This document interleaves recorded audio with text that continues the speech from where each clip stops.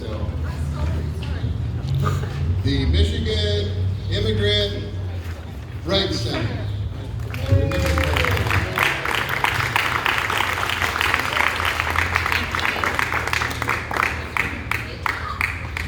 Thank you for having me here today, and thank you all for coming out. My name is Villanueva. As you can tell from my last name, I'm the daughter of an immigrant. My father came here 50 years ago to attend MSU to go to college. He ended up getting his PhD and he made his life here.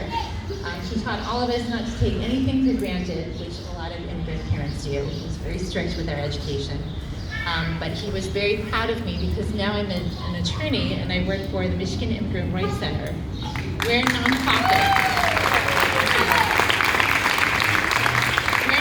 And we represented every immigrant child who comes to Michigan in federal custody. So many people are not aware of this, but children are often transferred here from the border to be placed in foster care. And last year we reunited nearly 100 children who were separated from their parents.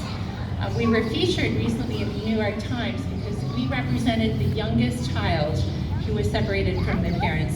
And that child was a baby who was 4 months old. And just so that you know, a baby does not have the right to have an immigration attorney in immigration court. You get a charging document where you have to admit or deny allegations.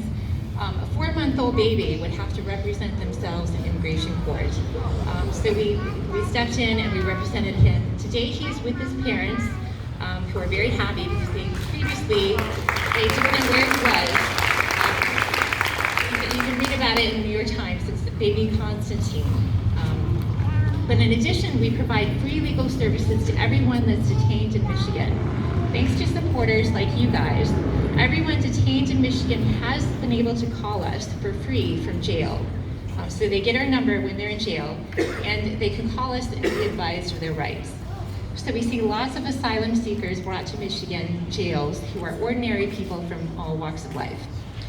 As an attorney, and I represent immigrant victims of domestic violence, sexual assault, and human trafficking, I have literally interviewed hundreds of people who have made the heart-wrenching decision to leave their country and seek a new life. I have heard horrifying stories, shocking stories of murder, rape, violence, and kidnapping. These are people who genuinely feared for their lives, and any of us would do the same if it meant that we could have some chance of survival. No one, not even a child, is entitled to a free lawyer in immigration court. That's why our work is so critical in addressing the injustice you protest today. Having representation significantly improves outcomes in all types of immigration cases. We win status and release for clients and support families in preparing for immigration enforcement every day. So about 2 weeks ago, I won a case for one of my clients who was a victim of human trafficking, and she was in ICE detention for 3 years. Yeah. She literally couldn't walk when she got out of detention because she had about this much space between the wall and her bed that she slept on. So for 3 years, she mostly spent sitting or lying down in this room. It was a horrifying experience, but she's very happy today. She's in a special home for trafficking victims, and she's doing well. But our supporters make these victories possible. So it may feel like giving money and calling your members of Congress isn't having an impact, but I want you to know that it is. We see it every day. There are many other things you can do if you are part of the affected community and need a place to connect, or if you're an ally looking to make a deeper and more local commitment. Look to immigrant-led groups in your community like Movimiento Cosecha on Facebook, and support their campaign for driver's licenses for all.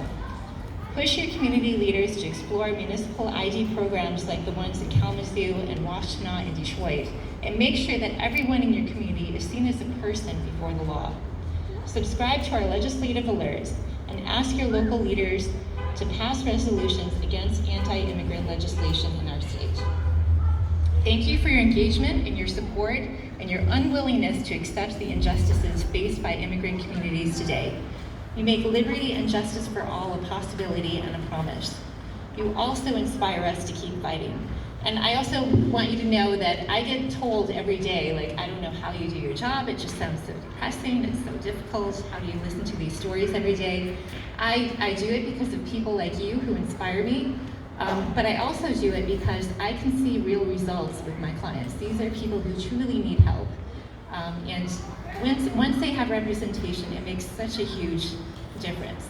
Today, I called a client and I told her that her work authorization had arrived for the very first time, and she's been here for 20 years. She arrived when she was about 15, and she was a victim of domestic violence.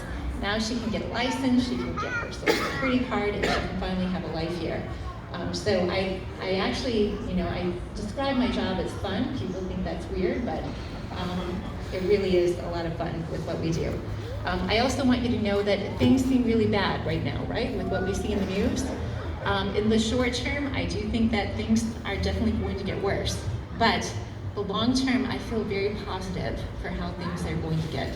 I think that things are definitely going to get better because people are noticing what's going on, and it's people like you that are making a difference. So thank you, everybody.